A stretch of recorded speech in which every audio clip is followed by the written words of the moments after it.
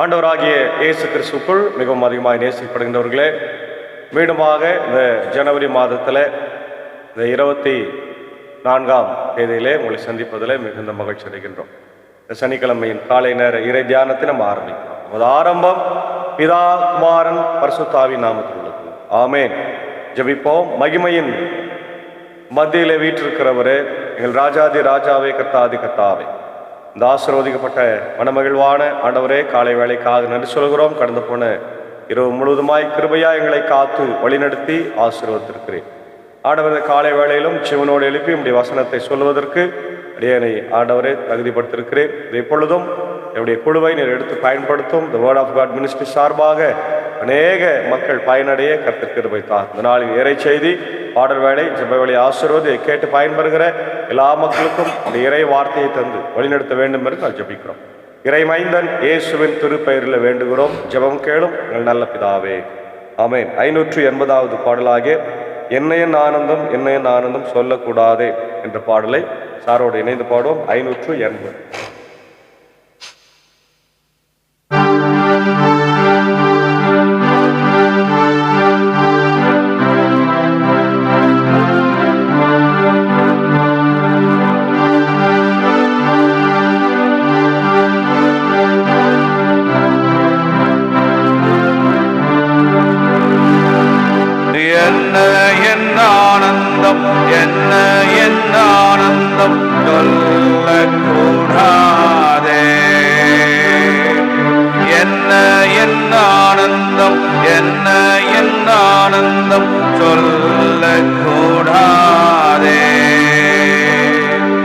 மன்னன் கிறிஸ்துவின் பாவத்தையெல்லாம் மன்னித்து விட்டாரே. மன்னன் கிறிஸ்துவின் பாவத்தையெல்லாம் மன்னித்து விட்டாரே.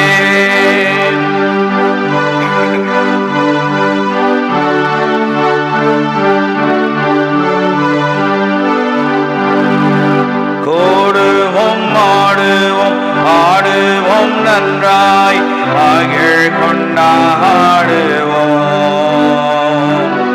ஓடுவோம் ஆடுவோம் நன்றாய் மகிழ் கொண்டாடுவோம். நாடியே நம்மை தேடியே வந்த நாதனை போற்றிடுவோம். நாடியே நம்மை தேடியே வந்த நாதனை போற்றிடுவோம்.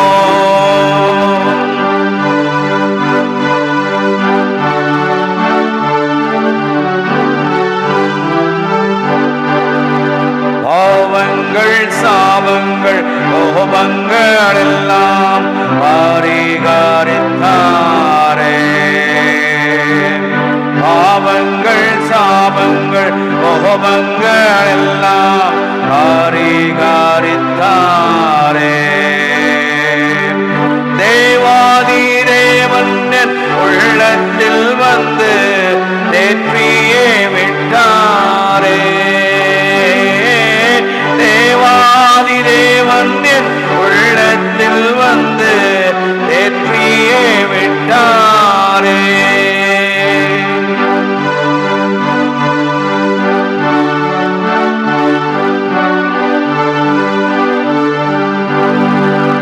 அட்சயன் பட்சமாய் ரட்சிப்ப எங்களை அருளினாரே.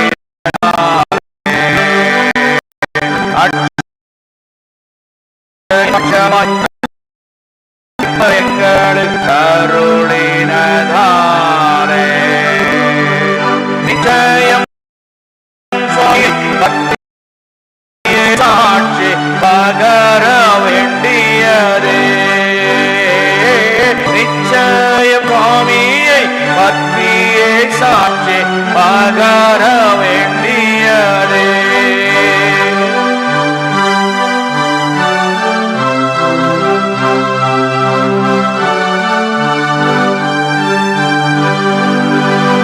வெண்ணங்கி பொன்மூடி வாத்தியம் மேல் வீட்டில் ஜெய கோடியோடனே.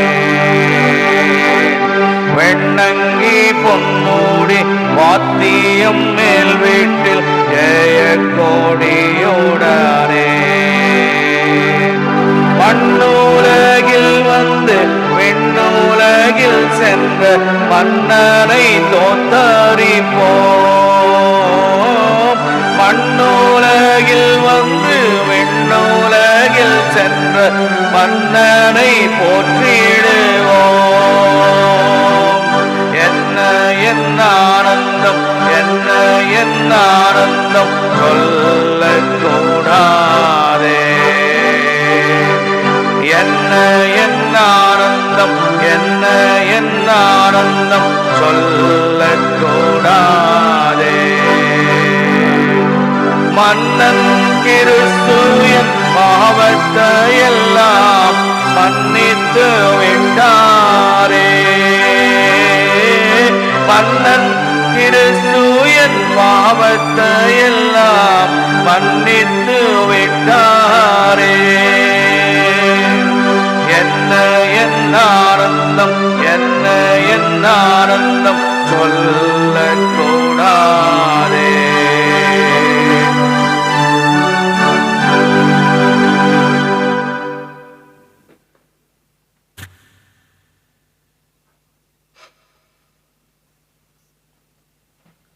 ஆண்டவராகிய கிறிஸ்து இயேசுவுக்குள் மிகவும் அதிகமாய் நேசிக்கப்படுகின்ற அருமையான திருச்சபையின் உடன் விசுவாசிகளே, அன்பானவர்களே, உங்கள் யாவருக்கும் வேர்ட் ஆஃப் காட் மினிஸ்ட்ரி சார்பாக மீண்டுமாக இந்த நாளிலே அன்பின் வாழ்த்துக்களை, ஸ்தோத்திரங்களை நாங்கள் தெரிவித்துக் கொள்கின்றோம். நாளிலும் தியானிக்கும்படியாக தெரிந்து கொண்ட கடவுளுடைய வார்த்தை அது எரேமியாவினுடைய தீர்க்க தரிசன புத்தகம் 1ஆம் அதிகாரம் 1 முதல் 10 வசனங்களில் இருக்கின்ற இறை வார்த்தைகள்.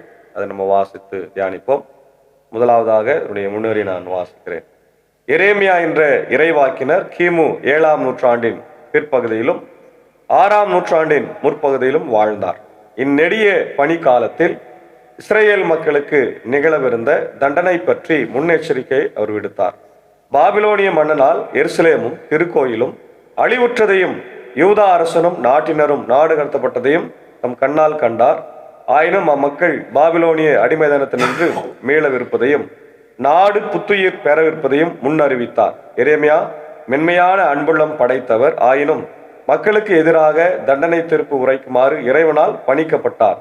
கடவுள் தந்த இவ்வழைப்பிற்காக துன்புறும் மனிதன் என இவர் பெயர் பெற்றிருந்தார். அன்பான தேவ பிள்ளைகளே, இந்த காலை நேரத்தில் நம்முடைய இந்த வாரம் முழுக்க நம்ம ஆண்டவர் மக்களுக்கு, அது இறை மக்களுக்கு கொடுக்கின்ற அழைப்பை நம்ம பார்த்து வருகிறோம். நம்முடைய வாழ்க்கையிலும் அழைப்பு நமக்கு கொடுக்கப்படுகிறது. என்ன அழைப்பு? ஆண்டவருடைய ஊழியத்திற்கான அழைப்பாக நாம அதை பார்க்கிறோம். இறை அழைப்பும் ஊழியத்தின் மேன்மையும், அதான் இந்த வாரத்தினுடைய ஒரு கருத்தியலாக நம்ம பார்க்கிறோம். இறை அழைப்பும் ஊழியத்தின் மேன்மை. இப்ப எரேமியாவையும் ஆண்டவர் அழைக்கிறார். எரேமியா ஒரு அழுகையின் தீர்க்கதரிசி, த ப்ராஃபட் ஆஃப் த டூம், அல்லது த வீப்பிங் ப்ராஃபட், அல்லது த சஃபரிங் ப்ராஃபட் என்று நம்ம அவரை அழைக்கிறோம். ஏன் அப்படின்னா, அவருடைய அழைப்பு பார்த்தீங்கன்னா, அவர் சொந்த ஜனத்திற்கு அவர் ஊழியத்தை செய்ய அழைக்கப்படுகிறார். சொந்த ஜனம் யூத மக்கள். அவர் ஒரு ஆசாரிய வகுப்பை சார்ந்தவர். ஆசாரிய பணி ஆலயத்தில் ரொம்ப சுலபம். அதாவது மக்கள் பலிகளை கொண்டு வருவார்கள், அதை படைக்க வேண்டும், மக்களுக்காய் மன்றாட வேண்டும், அவங்க கொண்டு வருகிற காணிக்கைகளை ஆண்டவருக்கு செலுத்த வேண்டும். அது அப்படியே ரொட்டீனா நிறைய ஆசாரியர்கள் இருப்பாங்க. மாறி மாறி அவங்க அந்த ஷிஃப்ட், எப்படி ஒரு டாக்டர்ஸ் ஷிஃப்ட் பணியாற்றுகிறார்களோ, எப்படி ஒரு நர்சஸ் ஷிஃப்ட் கணக்கில் பணியாற்றுகளோ, அது போல் அவங்களுடைய முறையை அவங்க பணியாற்றிட்டு போயிடுவாங்க. ஆனால் தீர்க்க தரிசன பணி அப்படி கிடையாது. தப்பை சரியாக சுட்டி காண்பிக்கின்றவர்கள் தான் தீர்க்கதரிசிகள். நிறைய பேர் நம்ம என்ன நினைக்கிறோம், தீர்க்கதரிசின்னு சொன்னா நாளைக்கு நடக்க போறத சொல்றவரு, நாளானிக்கு நடக்க போறத சொல்றவரு, உலகம் அழிய போறத சொல்றது, இந்த மாடு ஓட்டின முடுமுடுக்காரன் வருவானுங்களே, அந்த மாதிரி அவரை நினைச்சிருக்கோம். இல்லை, தீர்க்கதரிசி என்று சொன்னால் தவறை நேரடியாய் சுட்டி காண்பிக்கின்றவர்கள் தான் தீர்க்கதரிசிகள். இன்றைய காலத்தில் தங்களை நிறைய தீர்க்கதரிசின்னு சொல்றாங்க. ஆனா மக்களுடைய பாவங்களை சுட்டி காண்பிக்கிறார்களா? சொல்ல முடியாது. தலைவர்கள் செய்த அந்த அக்கிரமங்களை எல்லாம் சுட்டி காண்பிக்கிறாங்களா? சொல்ல முடியாது. ஏன்னா அவங்களை கொன்று போடுவார்கள். ஆனால் பழைய ஏற்பாட்டு காலத்துல சரி, புதிய ஏற்பாட்டு காலத்துல கடைசி தீர்க்கர் ஆகிய யோவான் ஸ்நானனாலும் சரி, அவர்கள் அரசர்கள் செய்த தவறையே சுட்டி காண்பித்தாங்க. அதுக்காக தன் உயிரை கொடுத்ததை நம்ம பார்க்கிறோம். நிச்சயமாக இல்லையா? தாவீது தவறு செய்யும் போது நாத்தான் தீர்க்கதரிசி போய் சொல்றார், நீயே அந்த மனுஷன், நீயே அந்த மனுஷன் இல்லையா? தாவீது நினைத்திருந்தால் நாத்தானை கொன்று போட்டிருக்கலாம், ஆனா அவன் மனம் திரும்பினான். அது போல தீர்க்கர்கள் என்று சொன்னால் பாவத்தை சுட்டி காண்பிக்கின்றவர்கள் என்பதை நம்ம மறக்க கூடாது. அதுக்கப்புறம் தான் இதெல்லாம் நடக்க போறது சொல்றது, அதெல்லாம் ரெண்டாவது. அப்போ அழுகையின் தீர்க்கதரிசி என்று அழைக்கப்படுபவர் ஒரு கடினமான காலகட்டத்தில் யூத ஜனங்களுக்கு கடவுளுடைய வார்த்தையை அறிவித்தார். அவர் அழைக்கப்பட்டார். இந்த முதல் 1 முதல் 10 வசனங்கள் ஒரு மனிதனை, ஒரு சாதாரண மனிதனை ஆண்டவர் எவ்வாறு தெரிந்து கொண்டு அவர் பலப்படுத்துகிறார் என்பதை நம்ம பார்க்கலாம். எரேமியாவுடைய அழைப்பு.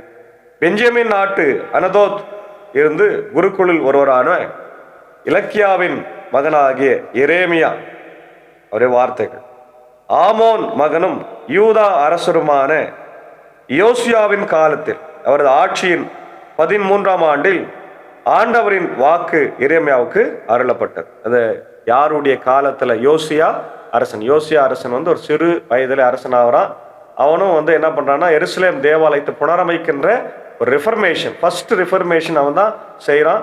அப்போதான் அவங்க ஆலயத்திலிருந்து அந்த தோல் சுருளெல்லாம் கண்டெடுத்து அது தீர்க்க தரிசன புத்தகம் என்று அறிந்து அதை மக்களுக்கு வாசிக்க செய்து ஊர் முழுக்க, அந்த எருசலேம் முழுக்க அல்லது மக்கள் வாழ்ற கிராமங்களுக்கெல்லாம் அந்த வசனங்களை தீர்க்கதரிசிகளை அல்லது ஆசாரியர்களை ஊழியர்களை கொண்டு போய் அதை நீங்க படிங்க அப்படின்னு சொல்றாரு.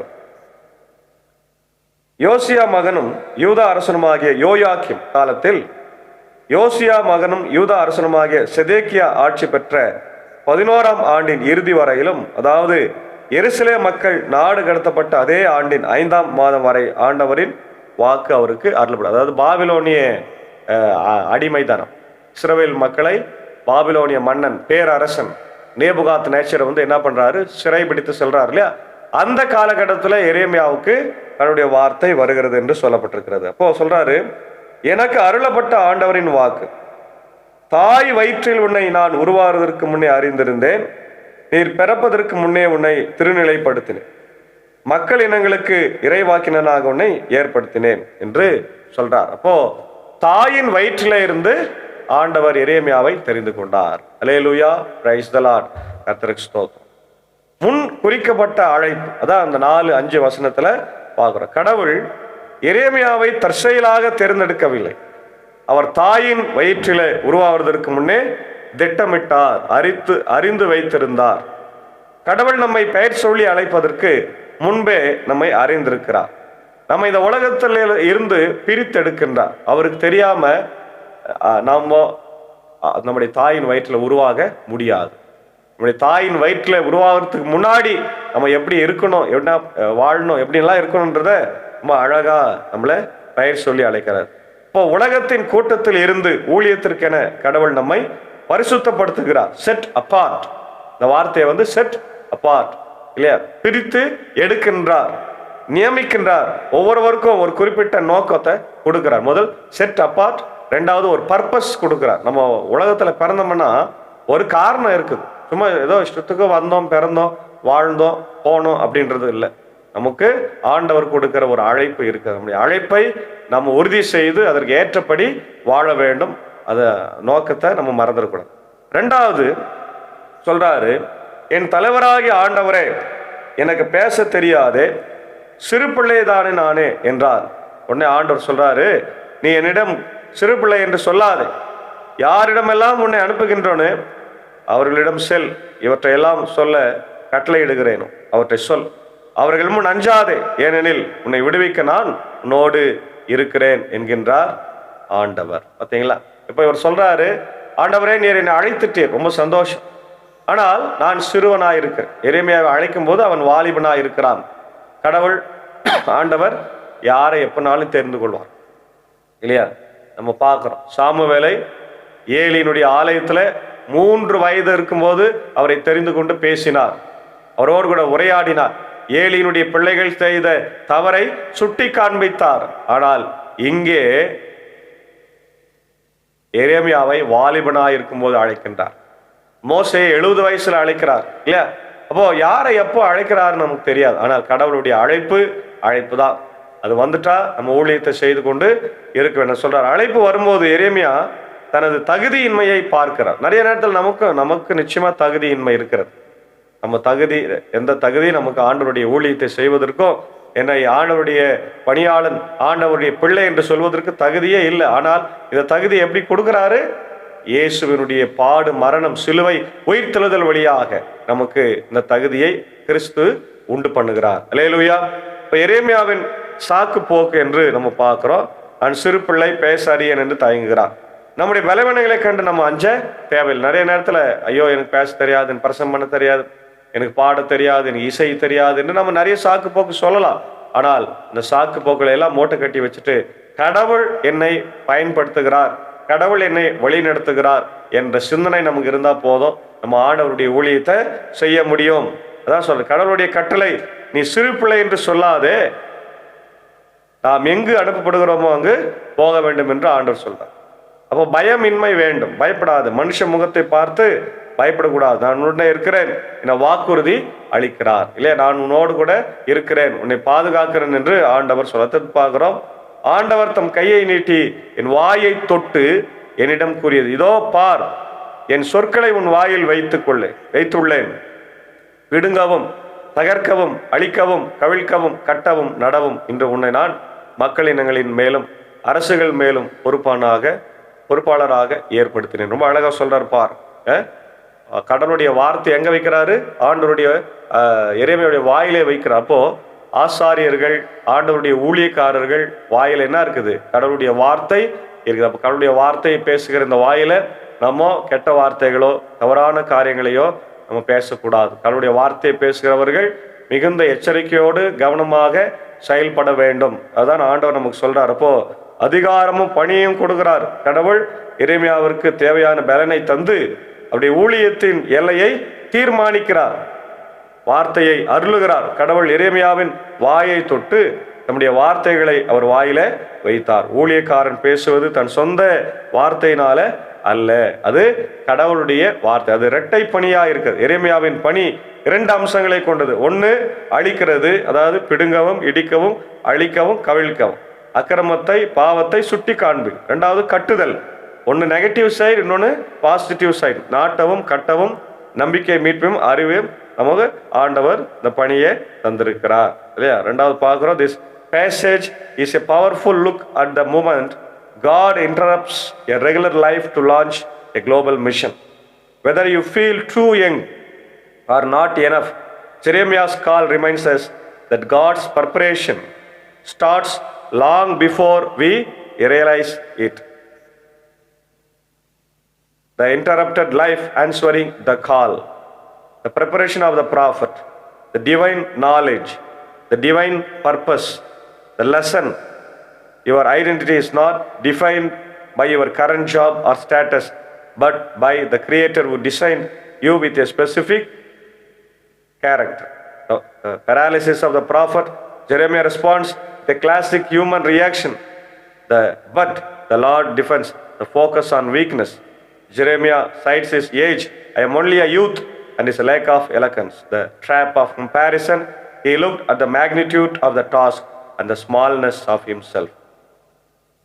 God's promise, don't set your youth, I will be with you and strengthen you. The promise to the prophet, God doesn't argue with Jeremiah. He simply shifts the focus from Jeremiah's ability to his authority and command. He is giving command.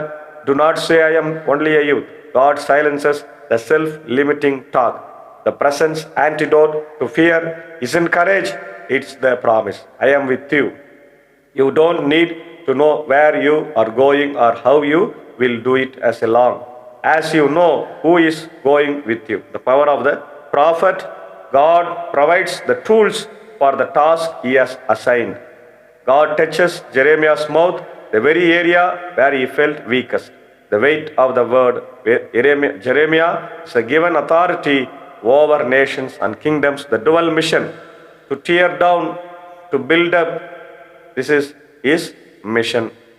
அன்பான தேவ பிள்ளைகளே, எரேமியாவை ஆண்டவர் மிக சிறப்பாக அழைக்கிறார். கட்டவும், நாட்டவும், பிடுங்கவும், அழிக்கவும் இன்று நான் உன்னை மக்களின் மேலே அதிகாரியாக வைத்தேன் என்று சொல்லுகிறார். ஆகவே இந்த காலை நேரத்தில் நம்முடைய வாழ்க்கையில நாமும் கூட இந்த உலகத்தில் ஆண்டவருக்கு நம்ம சாட்சியாக வாழ ஆண்டவர் நம்மளை அழைக்கிறார். இந்த அழைப்பை பெற்று அவங்கவங்க ஊழியத்தில் நம்ம சிறப்பாக ஊழியம் செய்ய கர்த்தர் தாமே இந்த திருவசனத்தினாலே காலை வேளையிலே நம் அனைவரையும் ஆசீர்வதித்து காப்பாராக. ஆமேன். ஜெபம் செய்வோம். உங்கள் நல்ல தகப்பனே, இந்த காலை வேளைக்காக நன்றி சொல்லுகிறோம். ஆண்டவரே, கேட்ட வார்த்தைகளை ஆண்டவரே நீர் எங்களுக்கு ஆசீர்வதித்து தாரும். நாளிலும் உங்களுடைய அழைப்பை ஏற்று இந்த உலகத்தில் நாங்கள் சாட்சியை வாழ கிருபை தார். நாளிலே நிறைய வார்த்தையை கேட்டுக்கொண்டிருக்கிற எங்கள் திருச்சபையின் விசுவாசிகள், குடும்பங்கள், ஆண்டவரே அகில உலகத்தில் இருக்கிற எல்லா மக்களையும் ஆசீர்வதியும். இந்த நேரத்தில் என்னுடைய தேசத்திற்காக ஜெபிக்கிறோம். வருகிற திங்கட்கிழமை அன்று ஆண்டவரே என்னுடைய இந்திய தேசத்தினுடைய மிகப்பெரிய ஆண்டவரே வெற்றி பெற்ற நாளாக ரிபப்ளிக் டே ஆண்டவரே, இதோ நாங்கள் ஜனநாயகத்தை ஏற்படுத்திய, மக்களாட்சியை ஏற்படுத்திய குடியரசு தினத்தை கொண்டாட இருக்கிறோம். கர்த்தர் ஆசீர்வதியும். குடியரசு என்பது ஆண்டவரே எங்களுடைய மக்களாட்சி தத்துவம், கான்ஸ்டிடியூஷனை ஆண்டவரை மையமாய் கொண்டது. ஆனால் இன்னைக்கு இருக்கின்ற ஆண்டவரே அதிகாரங்கள் அதை புறக்கணித்து இந்தியா ஒரு செக்குலர் ஸ்டேட் என்பதை மறந்து மதவாதமாக இன்னைக்கு மாறிக்கொண்டிருக்கிறது. அந்த சூழ்நிலை எல்லாம் மாறி அமைதியும் சமாதானமும் ஒற்றுமையும் எல்லா மதங்களும் இங்கே வாழ்வதற்கு தகுதியானவர்கள் என்பதை உணர்ந்து நாங்கள் பெரும்பான்மை என்று சொல்லிக் கொண்டிருக்கிறவர்கள் மற்றவர்களை மதித்து வாழ ஆண்டவரே அவர்களுக்கு அறிவுறுத்த வேண்டும் என்று நான் ஜெபிக்கிறோம். இந்நேரத்தில் இந்த வார்த்தைகளை கேட்டுக்கொண்டிருக்கிற எல்லாரையும் ஆசீர்வதிங்க ஆண்டவரே. முக்கியமாக என்னுடைய திருச்சபை, இந்திய சுவிசேஷ லுத்தரன் திருச்சபை சார்ந்த மக்களுக்காக, குடும்பங்களுக்காக நான் ஜெபிக்கிறோம். பல நாடுகளிலே வெளிநாடுகள் எல்லாம் இருக்கிறாங்க. எல்லாரையும் ஆசீர்வதிங்க ஆண்டவர். இந்த நாளில் இந்த ஊழியத்தில் இருக்கிற அன்பர் சாரி மேஞ்சக்காவை, அன்பான பிள்ளைகளையும், பார்த்தால் மரியாதையும், சாரி டீச்சரையும், அடியனையும், குடும்பத்தாரையும் ஆசீர்வதியும். அடியன் பணியாற்றுகிற பாவனப்பள்ளியும், இன்னொரு வடகர மேல்சினம் திருச்சபையில் ஆசீர்வதியும். ஆண்டவரே, பாவனப்பள்ளி திருச்சபைக்கு என்னுடைய கட்டுமான பணிக்காக ஜெபிக்கிறோம். ஆண்டவரே, நாங்கள் கட்ட இருக்கின்றோம். இன்ஜினியர்கிட்ட பேசியிருக்கிறோம். 50 லட்சத்திற்கு மேலாக ஆகும் என்று சொல்லியிருக்கிறார்கள். இந்த பணம் எங்களிடத்துல ஒன்றுமே கிடையாது. ஆனால் நீர் தருவீர் என்று நம்புகிறோம். இதை பார்க்கிறவர்கள், கேட்கின்றவர்கள் ஜெபித்து ஆண்டவரே தாங்க கர்த்தர் கிருபை தார். நேரத்தில் பிறந்த நாட்களை ஆண்டவரே, இதே நேரத்தில் திருமண நாட்களை கொண்டாடுவர்களுக்காக ஜெபிக்கிறோம். குறிப்பாக என்னுடைய மூத்த விசுவாசி ஆம்பூர் இமானுவேல் லுத்தரன் திருச்சபையுடைய பொறுப்பாளராக இருந்து செயல்பட்ட ஒரு அன்புக்குரிய ரிச்சர்ட் மோகன்ராஜ் சாருக்காக நான் ஜெபிக்கிறோம். இந்த பிறந்த நாளை கர்த்தர் ஆசீர்வதியும். அவருடைய அன்பான ஆண்டவர் பிள்ளைகளுக்காக, அவருடைய அன்பான டீச்சர் மனைவி ஜெபிக்கிறோம். அவருடைய ஊழியங்கள் சிறப்பானது. இந்த பிறந்தநாள் ஆசீர்வாதமாக இருக்கட்டும். இன்னும் இந்த உலகத்தில் சாட்சியாய் வாழ கர்த்தர் கிருபை தருணமாக ஜெபிக்கிறோம். நல்ல சுகபலன் ஜீவனை தாரும். எடுத்துக்கொள்கிற உணவு, தண்ணீர், மருந்து, மாத்திரைகள் வழியாக இப்படி கிருபை தாங்க. அதே போல என்னுடைய அன்புக்குரிய ஆண்டவரே ஆம்பூர் இமானுவேல் லுத்தரன் திருச்சபையுடைய தலைவர், என்னுடைய அன்புக்குரிய ஆண்டவரே வில்சன் ஆசிரியர் சாருக்காக, என்னுடைய இந்திரா வில்சன் டீச்சருக்காக ஜெபிக்கிற நாளில் தன்னுடைய திருமண நாளை கண்டு நன்றி செலுத்துறாங்க. இம்மட்டுமாய் காத்த ஆண்டவர் திருமண நாளிலே அவங்க செய்த உடன்படிக்கை இன்று வரையிலே குலைத்து போடாமல் இருக்கிறாங்க. நன்றி செலுத்துகிறோம். அதில் நிலைத்து நிற்கிறாங்க. நன்றி செலுத்துகிறோம். ஒருவருக்கு ஒருவர் விட்டு கொடுத்து அன்பு செலுத்தி வாழ்றாங்க. நன்றி செலுத்துகிறோம். ஆண்டவரே, இந்த திருமண நாளை ஆசீர்வதிங்க. இன்று போல் என்று மகிழ்ச்சியோடும் சமாதானமாகவும் ஆண்டவரே அநேக திருமண நாளை கண்டு, பொன்விழாவை கண்டு உங்களுக்கு நன்றி சொல்ல கர்த்தர் கிருபை தார். இவர் கொடுத்திருக்கிற மூத்த மகனுக்காக, ஆண்டவரே மருமகளுக்காக, 2 ஆண் பிள்ளைகளுக்காக ஜெபிக்கிறோம். கர்த்தர் ஆசீர்வதிங்க. எல்லாரையும் ஆசீர்வதிங்க. அப்படி ஐரமாவுக்காக ஜெபிக்கிறோம். ஆசீர்வதிங்க. உடன் பிறந்த சகோதரிகள் சகோதரர்களுக்காக ஜெபிக்கிறோம். எல்லாரையும் ஆசீர்வதித்து ஆண்டவரே நீர் வழி நடத்த வேண்டும் என்று நான் ஜெபிக்கிறோம். கர்த்தாவே, இந்த நாளிலும் பலவீனமாக இருக்கின்ற என்னுடைய அன்பான எல்மாங்குப்பம் திருச்சியுடைய தலைவர், என்னுடைய மதிப்புக்குரிய ஆண்டவரே டிஎஸ்பி பாஸ்கரன் ஐயாவுக்காக ஜெபிக்கிறோம். கொடுத்து வருகிற சுகத்திற்காக நன்றி.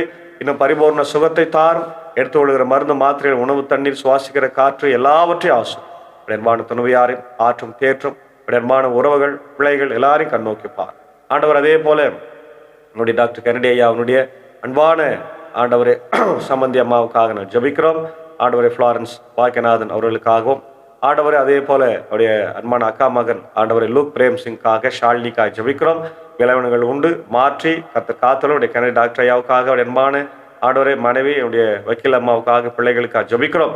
தொடர்ந்து காத்து வழி நடத்த வேண்டும் என்று நான் ஜெபிக்கிறோம். தொடர்ந்து இந்த நாளில் இன்னும் யாரெல்லாம் பலவீனமாய் சுகனமாய் மருத்துவமனையில் சிகிச்சை பெறுகிறார்களோ, இல்லத்தில் இருந்து சிகிச்சை பெறுகிறார்களோ கண்ணோக்கி பார். இந்த பனிக்காலம் அதிகமான குளிர் எங்களை வாட்டி வதைத்து கொண்டிருக்கிறது. எங்களை காத்தரல வேண்டும் என்று நான் ஜெபிக்கிறேன். நாளை தினத்தில் இப்படி ஆலயத்துக்கு வந்து நம்முடைய வசனத்தை கேட்க கர்த்தர் எங்களுக்கு கிருபை தார். தொடர்ந்து ஆண்டவரே என்னுடைய இந்திய தேசத்திற்காக, ஜனாதிபதி பிரதமருக்காக, ஆண்டவரே என்னுடைய ஆட்சி செய்கிற முதலமைச்சருக்காக, அனைத்து அரசு ஆண்டவரே அதிகாரிகளுக்காக ஜெபிக்கிறோம். அவர் தங்கள் பணியில மிக சிறப்பாக செயல்பட கர்த்தர் எங்களுக்கு உதவி செய்ய வேண்டும் என்று நான் ஜெபிக்கிறோம். தொடர்ந்து நம்முடைய கிருபை இந்த நாளில் எங்களோடு கூட தங்கியிருக்கிற நம்முடைய இந்திய சுவிசேஷ லுத்தரன் திருச்சபை, 3 சபை சங்கங்கள், ஆயர்கள், ஆண்டவரே அருமையான விசுவாச குடும்பங்களுக்கு ஜெபிக்கிறோம். பெதஸ்தா மருத்துவமனைக்கு ஜெபிக்கிறோம். திறக்கும்படியான சூழ்நிலைகளை இன்றைய உருவாக்கித்தார். இறை பொறுப்பெடுத்து ஆசீர்வதித்து வழிநடத்தும். இறை மைந்தன் இயேசுவின் மூலம் ஜெபிக்கிறோம் நல்ல பிதாவே, ஆமேன். எல்லா வல்ல தந்தை, மகன், தூய ஆவியின் ஆசைகள் இந்த நாளிலே நம்ம நிரோடு கொடுப்பதாக. ஆமென்.